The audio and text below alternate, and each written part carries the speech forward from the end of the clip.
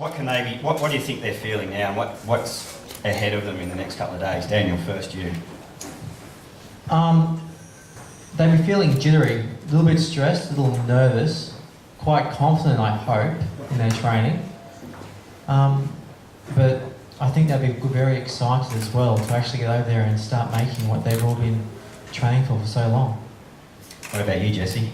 I agree. I think everything they need to know, they already know. They've run through the motions so many times.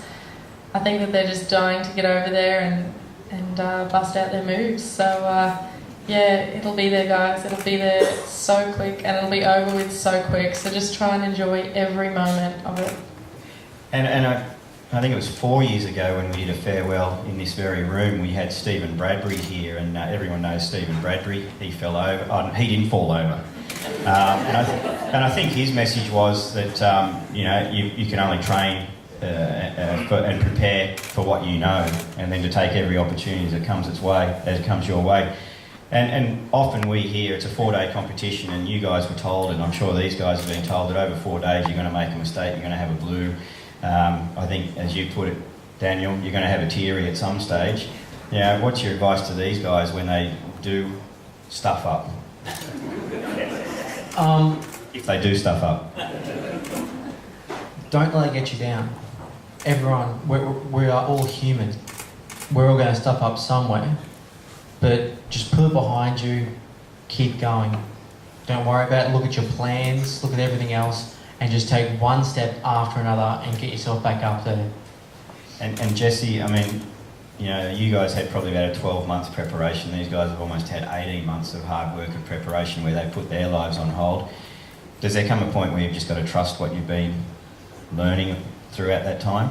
Absolutely. About 11 o'clock the night before you're about to compete, that's where you've just got to go to bed, guys, and realise that everything you need to know, you already know. Trust in your skill, trust in what you've been taught. Your experts know what you need to do. They've passed that on to you. 11 o'clock at night, just call it a night, go to bed. You've got what it takes. And Jessie, I mean, you won a gold medal in beauty therapy. So, I mean, you're the best in the world. You're the reigning world champion, I suppose. But you suffered some adversity on day 2 of the competition. You left your mark on Calgary a little bit. I most certainly did. For those of you that don't know, I was actually really sick on day 2 of the competition. We were heading in on the train. I was visualising, running through my notes, thinking about all the motions I was going to have to run through that day. Was looking as green as they come, sitting next to Rachel, my team leader, on the train, and next thing I know, someone hands me a souvenir bag, and I left a souvenir. I was so sick that day, and I think for a competitor, it's probably one of the worst things that can happen. You're thinking, how am I going to do this? How am I going to pull it together? How am I going to get my concentration back? But I did, obviously, and it all came together for me. You've just got to stay focused, deep breathe, remember what you've been taught, and just run through the motions. And Daniel, I mean, the majority of them are going to compete as individuals, but how important is that team element? The team Australia Skillaroos, how important is that? Oh, it's very, very, very important, because if one of you are down, the rest of your team are up. And so the team spirit will uplift you and you'll be flying high, really. And last question, I suppose, to both of you, but Jessie, you first. I mean, for those of you who don't know, I've had the good fortune to work on a couple of Olympic Games and Commonwealth Games, and I've also this will be my 3rd World Skills International experience, and being at the opening ceremony, it's just like an Olympics. These guys will walk out behind an Australian flag. At the closing ceremony, the medalists will be called up, you'll be waving the flag. Fantastic vision of you when you won your gold medal. How did it feel? It is the most unbelievable feeling, guys. It makes it all completely worthwhile. If any of you come home with a gold, every time I take myself back there, if I watch the videos or look at the pictures, it was at the time, it was just so numbing, the experience. They read out the bronze and you think, oh, they read out the silver, and you start to pack your bags and think, oh. And then they read out the gold, and oh my gosh, if it's your name, well, my facial expression in a lot of the pictures we've got tells the story. It is just the most amazing experience. It really is. I'd start to choke up every time I think about it. And Daniel, despite having a teary, I think you did manage a bronze medal. Yeah. Tell us about the experience of when your name was called out.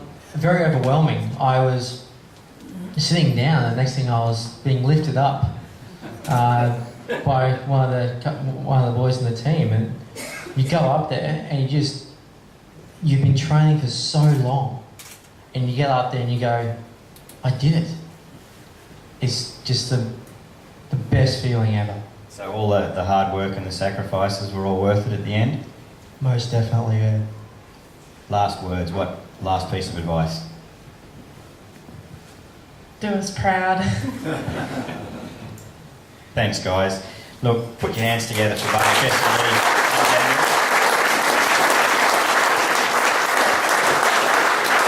Thanks for sharing your experiences, and I'm sure that the team will probably seek you out afterwards. If not, they probably already have done, just to pick your brains. I know that you work pretty closely with a couple of them already, but you know, for the current crop of Skillaroos, there's a great resource here just to hear about what you can expect in a little over a week's time. Before you do leave the stage, we've got another tradition that we'd like to continue, and that was started in 2007, and that is the handover of the Skillaroo mascot and the Australian flag from you, the 2009 Skillaroo. So I guess this marks the end of your reign almost, but you know, you're always Skillaroos in our eyes. So it's the handover from 2009 to the 2011. And to receive the mascot and flag on behalf of the 2011 Skillaroos, I'd now like to call Alex and Roman to come forward.